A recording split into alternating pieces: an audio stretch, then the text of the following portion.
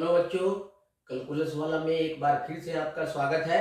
आज हम आपको ठोस अवस्था में हम एकक कोशिका के किनारों की लंबाई a और परमाणु गोलों की त्रिज्या r में संबंध बताने जा रहे हैं। इस पर बहुत ही सुंदर वीडियो हम बनाने जा रहे हैं। इसको ध्यान से देखिएगा और पढ़िएगा।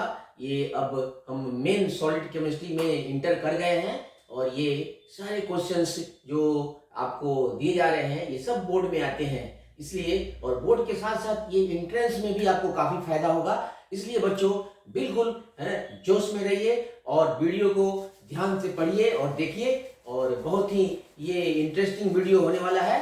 तो बिना समय बर्बाद किए हुए हम चलते हैं मेन टॉपिक पर। तो हम एक सुंदर सा अच्छा सा क्वेश्चन बनाते हैं और फिर उसका नोट्स बनवाते हैं। तो लिखिए और तो ये क्वेश्चन बनेगा आपका विभिन्न प्रकार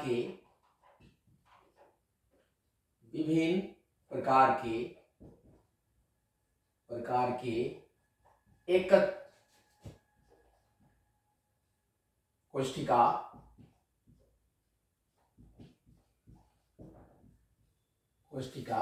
या इकाई कोशिका एकक कोशिका के किनारों की लंबाई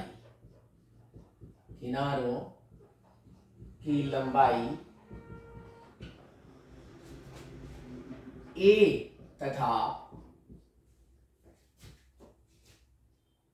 परमाणु गोलों या आयन गोलों, जैसे अगर सहसंयोजी रवादार ठोस है तो उसमें परमाणु गोलों की त्रिज्या होगी r, और यदि आयनिक रवादार ठोस है तो उसमें धनायन और ऋणायन की त्रिज्याएं होंगी r प्लस और r माइनस या RC और RA। तो हम डिटेल में बताएंगे। अभी एक्सप्रेशन निकालेंगे, फॉर्मूला निकालेंगे, उससे साफ स्पष्ट हो जाएगा कि आयनिक रवादार ठोसों के लिए कौन सा फॉर्मूला लगेगा और सहसंयोजक रवादार ठोसों के लिए। वैसे दोनों फॉर्मूला एक ही तरह का है, थोड़ा सा केयरफुल रहिएगा तो एक ही फॉर्मूला से दोनों निकल जाता है। तो चलते हैं हम परमाणु गोलों की त्रिज्या r में संबंध स्थापित करें। तो देखिए इसमें ये बहुत ही इजी है और सीधे चलते हैं हम इसके आंसर पर, नोट्स पर। तो बच्चों हम जानते हैं कि विभिन्न प्रकार की घनीय एकक, अब यहाँ पर हम सिर्फ घनीय एकक कोशिका के बारे में ही चर्चा करेंगे क्योंकि ऑलमोस्ट ऑल जितने भी रवादार ठोस है तो अधिकांश में ये घनीय एकक कोशिका पाई जाती है, उसमें हेक्सागोनल भी पाया जाता है। तो पहले हम यहाँ पर घनीय एकक कोशिका के बारे में बताएंगे।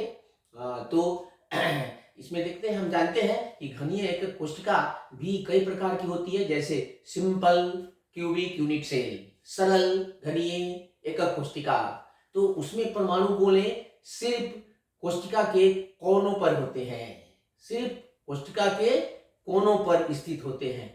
और घनीय कोशिका की बात कर रहे हैं तो उसका प्रत्येक फेस हमेशा वर्गाकार होता है, याद रखिएगा इसको दिमाग में रख करके। और वर्ग की प्रत्येक भुजा a होगी, वही किनारों की लंबाई है। जैसे कोई वर्गाकार आप ये रूम ले लीजिए या हॉल ले लीजिए तो उसमें लंबाई, चौड़ाई और उसकी ऊंचाई तीनों बराबर होगी, तीनों एक इक्वल है, यही एज लेंथ है, यही किनारों की लंबाई है। और गोले जो होते हैं उनके केंद्र से उसके एक किसी भी आप जानते हैं वृत्ताकार एक गोलाकार होता है तो उसका रेडियस केंद्र से उसके सतह के बीच की दूरी होती है। इसी दोनों में हम संबंध स्थापित करने जा रहे हैं और ये बहुत ही अच्छा है, बहुत सिंपल है।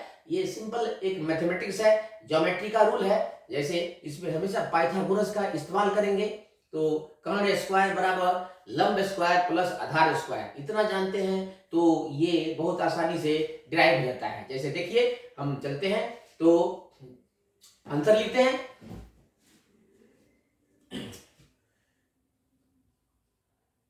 हम जानते हैं कि विभिन्न प्रकार की विभिन्न प्रकार के घनीय एकक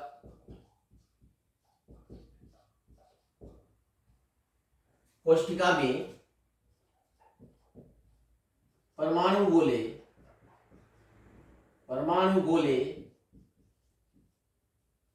भिन्न भिन्न स्थानों पर स्थित होते हैं। भिन्न भिन्न स्थानों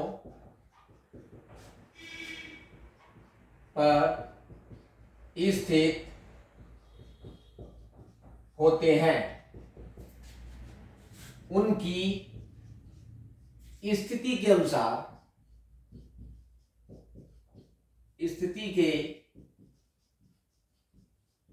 अनुसार विभिन्न प्रकार की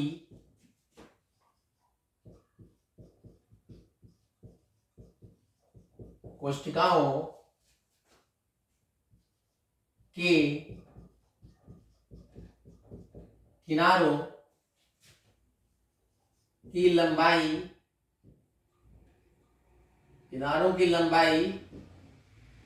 a एवं गोलों की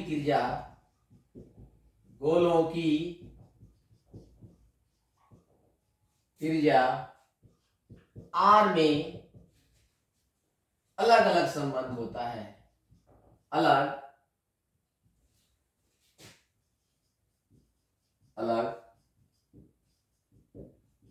संबंध होता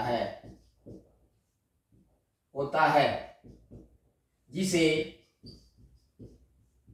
हम निम्न प्रकार सरल ज्यामिति का प्रयोग कर, बहुत आसान है ये, देखो ये बहुत ही आसान है बच्चों, इसलिए इसको ध्यान से अगर देखोगे, वीडियो समझोगे, पिछले वाला वीडियो भी देखिएगा तो और कॉन्सेप्ट क्लियर होते जाएगा। और एक एक मैं इसका टॉपिक 2 D ट्वाइस ले रहा हूं, जिससे कि आपको कोई परेशानी नहीं हो, आप आसानी से इसको सीख सकें। इसलिए इसको हमेशा देखते रहिए, जब भी कंफ्यूजन हो तो वीडियो खोल के देख लीजिए, आराम से कंसेप्ट क्लियर हो जाएगा। अलग अलग संबंध होता है जिसे हम निम्न प्रकार सरल ज्यामिति द्वारा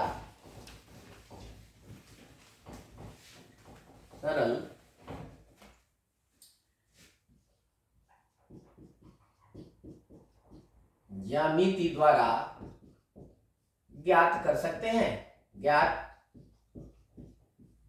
करते हैं। तो फर्स्ट में ले लेते हैं पहले सरल घनीय एकक कोष्ठिका। सरल घनीय एकक कोष्ठिका में किनारों की लंबाई a और परमाणु गोलों की त्रिज्या r में कैसे संबंध होता है, तो a बराबर 2r होता है बच्चों। इसमें हम 2r की जगह पर 4r का इस्तेमाल करेंगे, इसको 2 से मल्टीप्लाई करेंगे तो a हो जाएगा आपका 4r, क्योंकि ये हम याद करने का तरीका भी बताएंगे कि एसएससी के लिए r और a में संबंध को आसानी, जैसे ये तीनों बहुत कई इसमें टॉपिक्स हैं तो सबको याद करना थोड़ा सा मुश्किल काम आप लोगों के लिए होता है लगता, तो उसको हम और आसान करेंगे कि याद करने का तरीका सिंपल बच्चों बताएंगे। ये बिल्कुल अंदर से इसको फील करना, ताकि एक दफा देख लो तो एक का याद हो जाए तो सबका याद हो जाए। तो ऐसा तरीका हम कुछ अपने टेक्निक से निकालते हैं हम लोग, आप भी निकाल सकते हैं, इसमें कोई बड़ी बात नहीं है, प्रैक्टिस पर आता है। तो हम भी बताएंगे कि कैसे इसको आसानी से सिस्टमेटिक ढंग से याद भी कर सकते हैं। तो चलिए चलते हैं। तो पहले सरल घनीय एकक कोष्ठिका के लिए देखेंगे, और फिर हम फलक केंद्रित एफसीसी के लिए देखेंगे, और फिर उसके बाद बीसीसी के लिए देखेंगे, और तीनों में हम ए और आर में संबंध निकाल करके याद करने का सरल तरीका भी देखेंगे। और देखिए उससे कितना आसानी से आप इसको लाइफ टाइम याद रख सकते हैं। चलिए हम देखते हैं फर्स्ट के लिए, सरल एकक कोष्ठिका के लिए। तो फर्स्ट में ले लेते हैं हम सरल घनीय एकक कोष्ठिका। यानी SCC के लिए, SCC के लिए हम जानते हैं कि सरल एकक घनीय कोशिका में परमाणु गोले केवल 8 कोनों पर होते हैं, केवल कोशिका के कोनों पर होते हैं, बाकी दूसरी जगह नहीं होते हैं। तो इसको ध्यान में रख करके हम इसका फिगर बनाते हैं कि कोशिका का, और फिर परमाणु गुणों की त्रिज्या और आर में संबंध स्थापित कर देते हैं। ये बहुत सबसे सिंपल है, चूंकि SCC एकक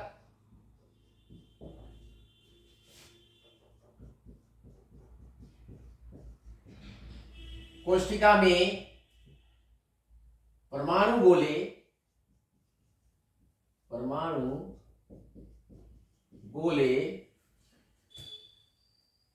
केवल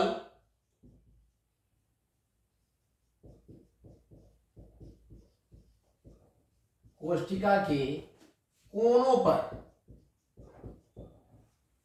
पर होते हैं,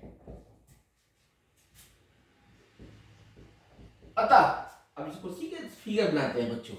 देखो ये बहुत ही सिंपल है। अब इसमें और हम ऊपर का फेस अगर ले लें, एक तो बिल्कुल एकक कोशिका बताएंगे ओरिजिनल मॉडल, और एक उसका सिंप्लीफाइड फॉर्म, इस फॉर्मूला को सीधे प्रूव करने के लिए। तो देखिए यहाँ पर, तो इसके लिए हम अब इसको फिगर में अगर हम रखते हैं तो ये बनेगा आपका,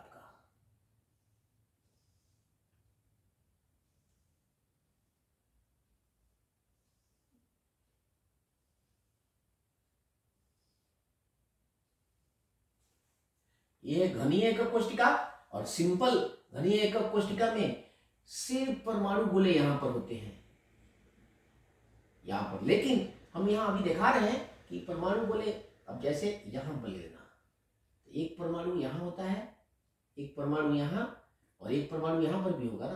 तो यहां पर हम थोड़ा डॉट से दिखाते हैं, और इसको मैग्नीफाइड, यहां पर सिंप्लीफाइड मैग्नीफाइड फिगर दिखाते हैं, जिससे हम प्रूव कर सके।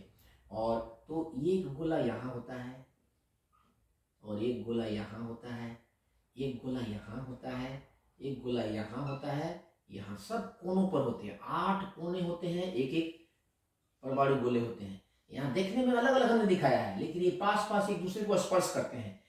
और इसकी भुजा की लंबाई सब ए है बच्चों, ये भी ए है, ये भी ए है, ये भी ए है, ये भी ए है, और ये भी ए है, ये सब ए है, याद रखिए।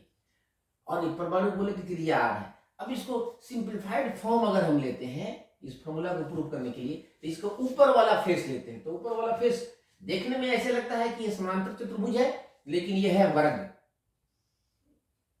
देखिए ये है वर्ग, हम ऐसे ले सकते हैं ऊपर वाला फेस, ये फेस, ठीक है। अब एक गोला यहां पर ले लेते हैं, ये, और दूसरा गोला, ये वाला गोला ये है, ठीक है, और ये वाला गोला ये है, ठीक है। देखने में छोटा बड़ा लग रहा है, लेकिन एक ही साइज का होगा। इसका केंद्र ये है, तो ये इसका त्रिज्या हो गया आर, और ये भी इसका त्रिज्या है, और यही ना इसकी भुजा की लंबाई है, यही इसकी भुजा की लंबाई है ए। तो A equal to R plus R, therefore R plus R is equal to A, यानी 2r इज इक्वल टू ए। अब इसको देखो, अब इसको लिख सकते हैं, यही रिलेशन है, a is equal to 2r। लेकिन अगर इसको 4r कर दे, 2 से मल्टीप्लाई करें बच्चों, तो ये हो जाएगा 2a। और इसको भी थोड़ा सा और लिखें, इसको लिख सकते हैं √4a, ये याद करने के तरीका में आएगा। तो a बराबर 2r तो होता है, जो आपका त्रिज्या r और a में संबंध है। इसीलिए SCC के लिए आपको 2r बराबर a इक्वल टू 2r, याद रखिए। ये है सहसंयोजक यौगिकों के लिए, जिसमें जो सहसंयोजी बंध होते हैं परमाणुओं के बीच में, और तो इसमें a इक्वल टू r, ये है आपका सहसंयोजी सहसंयोजी, सहसंयोजक रवा के लिए, रवा के लिए। और अगर किसी में इसको R प्लस आर लिख दें तो एक अगर ये धनायन होगा पॉजिटिव तो ये R प्लस होगा, ये R माइनस होगा। तो इसी को लिखते हैं बच्चों आराम से, A is equal to R plus N plus R minus, R minus. यह आयनिक, आयनिक रवा के लिए, रवा के लिए याद रखिएगा। 2R की जगह पर R प्लस आर लिखना है, R plus N plus R minus लिख लो, तो ये याद रखिए, ये बहुत जरूरी है। तो ये हो गया संबंध आपका R और A में, किसके लिए? SCC के लिए, सरल घनीय एकक कोशिका के लिए। बहुत आसान है, देखो सिंपल ज्योमेट्री है। भुजा इसकी लंबाई को दोनों को जोड़ दिया, R plus R is equal to A आ गया। अब दूसरा लेते हैं FCC के लिए, ये याद करने के तरीका में आ जाएगा। 4R is equal to √4A, दूसरे में आएगा 4R is equal to √3A, तीसरे में आएगा 4R is equal to √2A। मतलब रूट के अंदर जो √2A, √3A, √4A क्रम से बदलता है, एक एक बढ़ता है। 4R वाला साइड कांस्टेंट है, A वाला साइड रूट के अंदर एक एक बढ़ता है, जिसको आसानी से याद कर सकते हैं। तो नंबर टू लेते हैं आपको face centered cubic unit cell, FCC, फलक केंद्रित, फलक केंद्रित FCC, FCC घनीय एकक कोशिका के लिए, एकक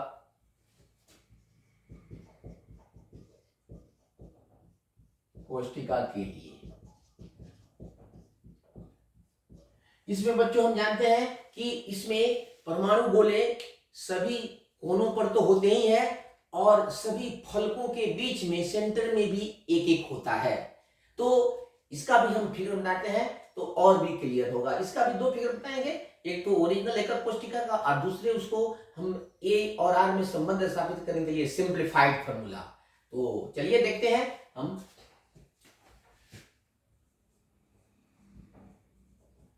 क्योंकि FCC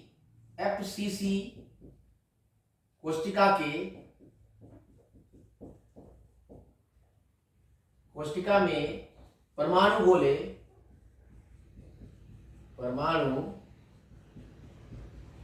गोले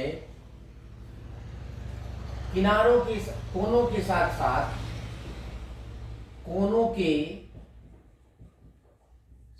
साथ प्रत्येक फलक यानी सतह, 6 फेस होते हैं, प्रत्येक फलक के केंद्र पर भी एक एक स्थित होते हैं।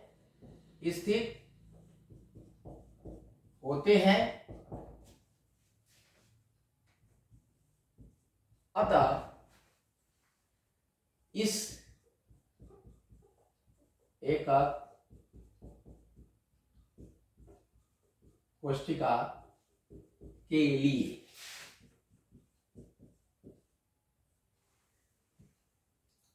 A तथा R में निम्न संबंध प्राप्त होता है।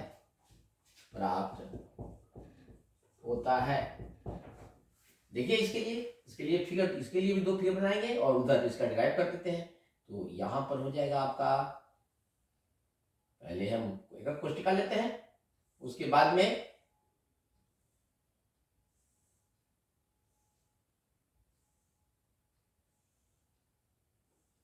ये देखिए यही एकक कोशिका है। इसमें भी यहां पर परमाणु गोले होते हैं, यहां पर परमाणु गोले होते हैं, यहां पर परमाणु गोले, यहां पर परमाणु गोले, यहां पर भी परमाणु गोला, यहां पर भी, यहाँ पर भी और यहाँ पर भी, ठीक है। अब इसमें ये तो सब, ये देखिए ये, और इसमें जो है ये ऊपर वाला फेस है, इस पर भी एक बीच में होता है, यहाँ बीच में ये इसके भी बीच में होता है, यहाँ पर भी होता है, यहाँ पर भी होता है, इसके फेस पर भी होता है, इसके फेस पर भी होता है, यहाँ पर भी। तो इस तरह से अब इसको सिंप्लीफाइड फॉर्म बनाएंगे, अगर हम सिंप्लीफाइड फॉर्म, ये यहाँ यहाँ भी होते हैं, 1 2 3 4 5, और एक इधर भी होता है, एक उधर भी होता है, एक इधर होता है और एक इधर भी होता है, इस वाले फेस पर, इधर वाले आपके तरफ वाले। देखिए हॉल में देखिएगा तो 4 फुट दीवार हो गया एक एक करके, और एक छत हो गया और एक फर्श हो गया। तो अब इसका सिंप्लीफाइड फॉर्म बनाएंगे तो ये हो जाएगा। अब ऊपर वाला फेस को ही हम लेते हैं, ये इसकी भुजा लंबाई ये है, ये सब ये है। ऊपर वाला फेस लेंगे तो देखने में ये समानांतर चतुर्भुज लगता है, लेकिन है स्क्वायर, तो इसको हम ड्रॉ कर लेते हैं स्क्वायर। यही है फेस इसका स्क्वायर। अब इसमें परमाणु गोला, अब देखिए अब इसमें परमाणु गोला एक बीच में होता है, यहाँ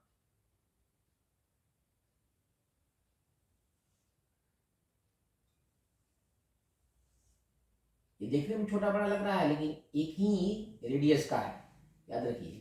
तो यहाँ पर सेंटर इसका ले लेंगे, इसको ज्वाइन कर लेंगे हम, तो ये साइड हो गया, ये भी ये हो गया, और ये मान लो ABC ले लेते हो, तो ये हो जाएगा, देख लो ये हो जाएगा इस त्रिभुज में, ये समकोण त्रिभुज है, तो ये हो जाएगा कर्ण इसका √2a, ठीक है। और यदि इसके त्रिज्या के बारे में देखें तो देखो कई गो त्रिज्या है, एक त्रिज्या यहाँ है, यहाँ से यहाँ तक, एक त्रिज्या यहाँ है, एक त्रिज्या यहाँ है, एक त्रिज्या यहाँ है, तो 4 त्रिज्या मिलकर के BAC हुआ, ठीक है। स्पष्ट है कि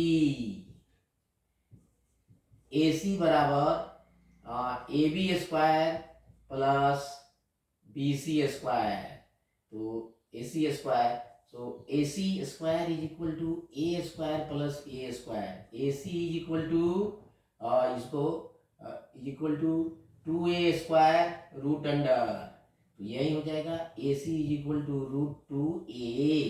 √2a हो गया, तो फिर यहां पर देखते हैं, अब AC √2 हो गया, अब AC की जगह पर हम R plus R plus R plus R लिख देते हैं, ठीक है। इसलिए ये 4R is equal to √2a, तो एक तो ये हो गया आपका रिलेशन, ठीक है।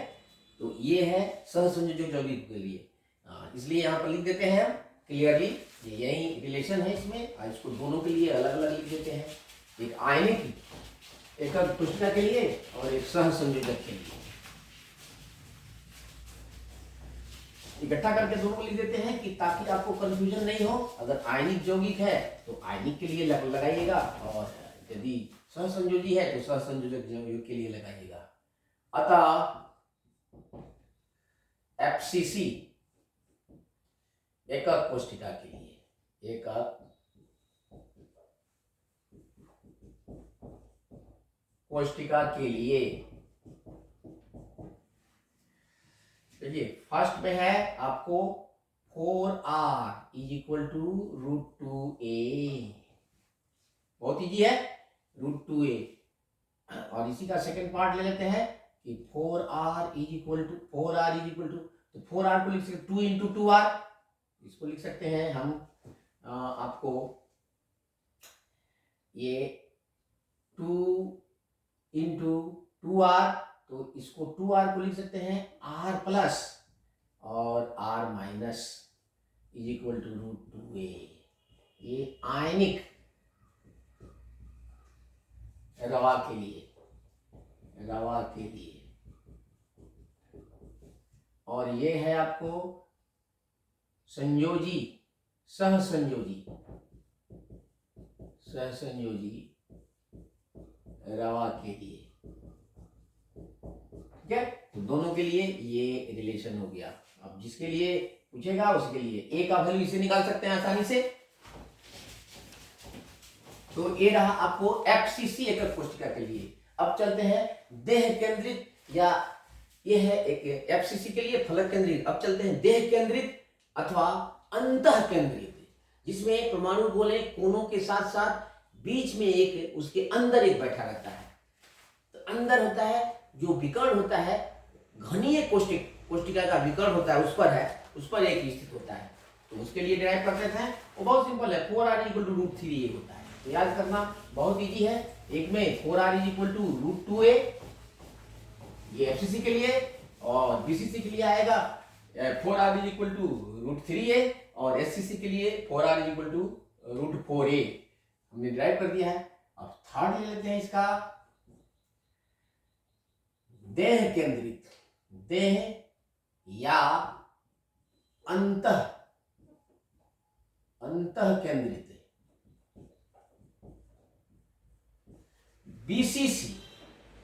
बीसीसी घनीय एकक कोष्टिका के लिए, एकक कोष्टिका के लिए।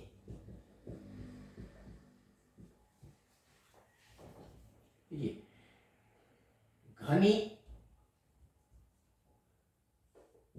चूंकि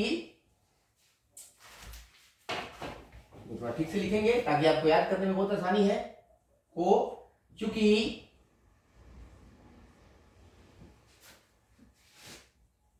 बीसीसी एकक कोष्टिका, एकक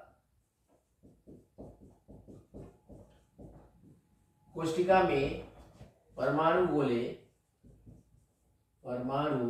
गोले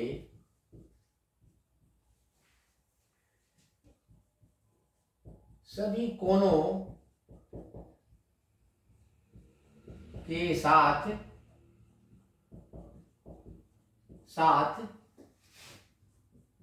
एक गोला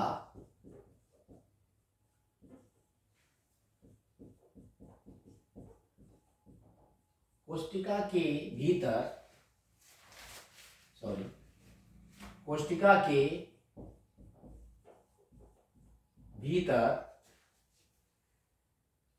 उसके केंद्र पर भी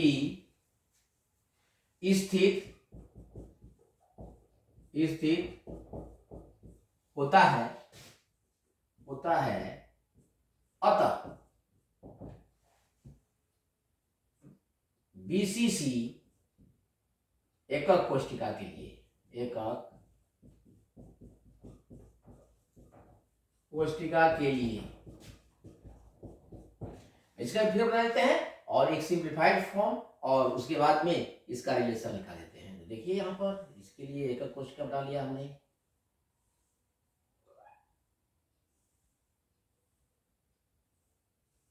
तो जो याद करने में बहुत आसानी होगी, इसलिए इसको सिंप्लीफाइड फॉर्म में भी बना रहे हैं। अब इसमें एक गोला इधर, एक गोला यहाँ, एक गोला यहाँ, एक गोला यहाँ, एक गोला यहाँ, एक गोला यहाँ, एक गोला यहाँ, ये 8 गोले हो गए।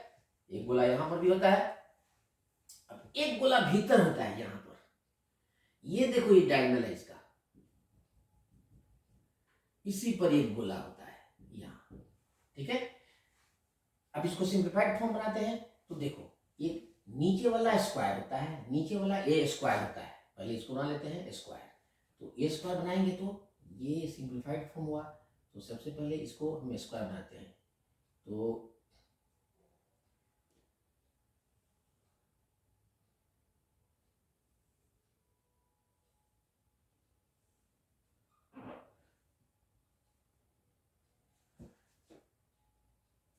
ये जो है देखो, ये 90 डिग्री होता है और ये साइड होता है ए, और एक इसके ऊपर वाला जो फेस होता है, इसकी ऊंचाई जो ये डायगोनल है, ये मान लो ये है, ये ओ है, ये ए है, ठीक है।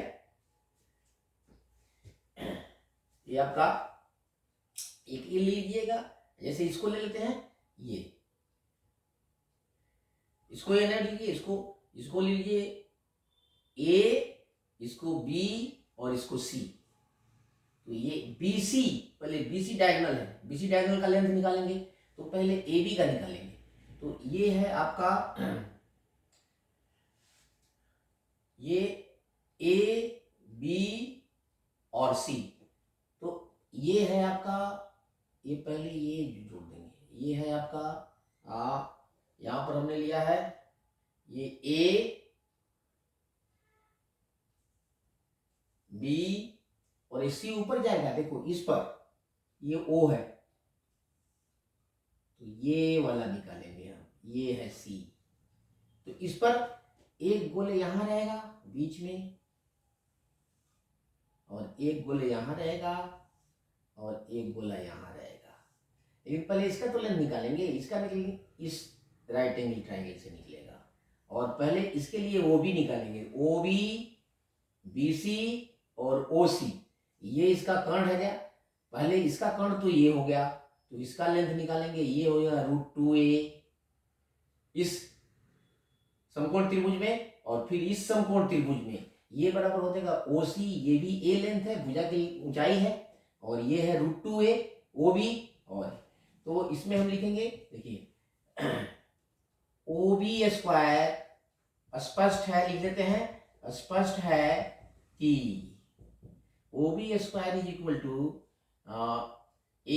OA square plus AB square, अर्थात A square plus A square, square नहीं लिखते हैं तो OB square is equal to 2A square, और फिर इसमें फिर BC square is equal to OC square and plus OB square, ये भी राइट एंगल है, तो OC स्क्वायर A स्क्वायर और ये है 2A स्क्वायर, यहाँ से तो ये हो जाएगा 3A स्क्वायर BC स्क्वायर, तो BC हो जाएगा आपका √3a, ये आपका, और BC का वैल्यू कितना है, BC देखिए यहाँ पर, BC का आप ले लीजिएगा BC, तो BC है R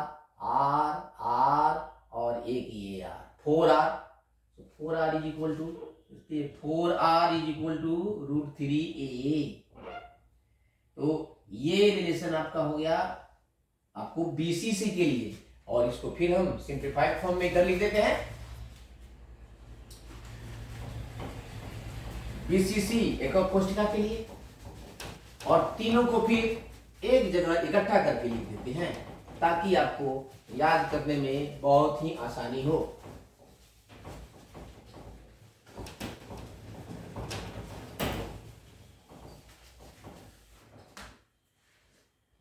अतः BCC एकक कोष्ठिका के लिए, आप चाहें तो सिर्फ रिजल्ट याद कर रख सकते हैं, एकक कोष्ठिका के लिए,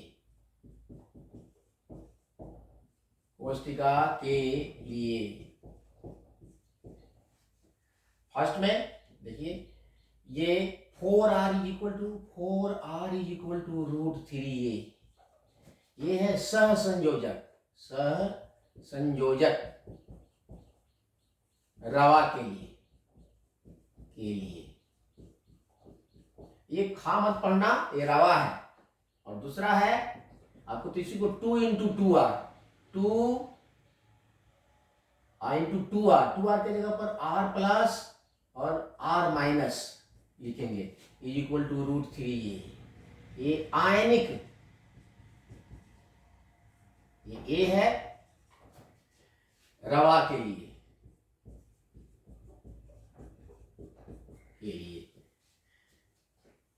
अभी सभी में R प्लस है धनायन का त्रिज्या और R माइनस है ऋणायन की त्रिज्या, तो अब तीनों के लिए इकट्ठा करें, अतः हमें R तथा A में निम्न संबंध प्राप्त होते हैं।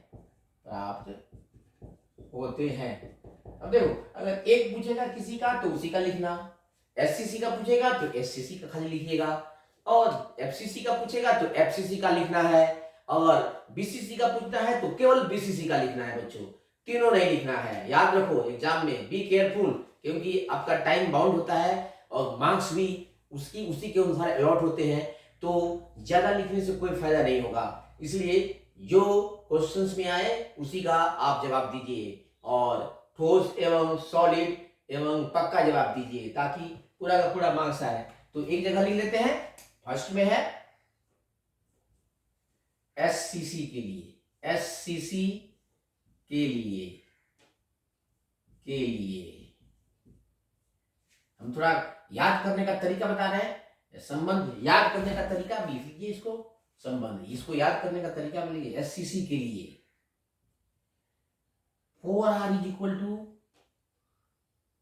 4r, ऐसे root 4a is equal to 4r। और बाकी आयन के लिए आप याद कर लीजिएगा इसको, ये बहुत ही इजी है। और ये है एफसीसी के लिए, बीसीसी के लिए, पहले बीसीसी के लिए ले लेते हैं याद करने के लिए, ये बहुत आसान है। बीसीसी के लिए ये root 3a is equal to 4r। और थर्ड है आपको एससीसी के लिए, एससीसी के लिए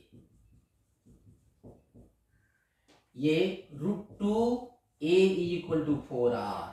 देखिए याद करने के लिए बहुत आसान है, root 4a, root 3a, root 2a और इधर 4r है, एकदम बिल्कुल याद कर सकते हैं। इसको लिख सकते हैं याद करने का तरीका, याद रखने का, याद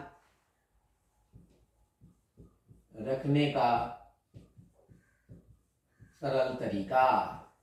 तो इस तरह से हम परमाणु गोलों की त्रिज्या r और एकक कोशिका के किनारों की लंबाई, साइड की लंबाई, भुजा की लंबाई, ये के बीच में ये रहा आपका संबंध। तीनों का हमने डिराइव भी कर लिया, डेरिवेशंस, और अलग अलग लिखा भी दिया। और इससे न्यूमेरिकल वैल्यू आते हैं तो a दिया रहेगा तो r का वैल्यू निकालना है, r दिया रहेगा तो a का वैल्यू निकालना है।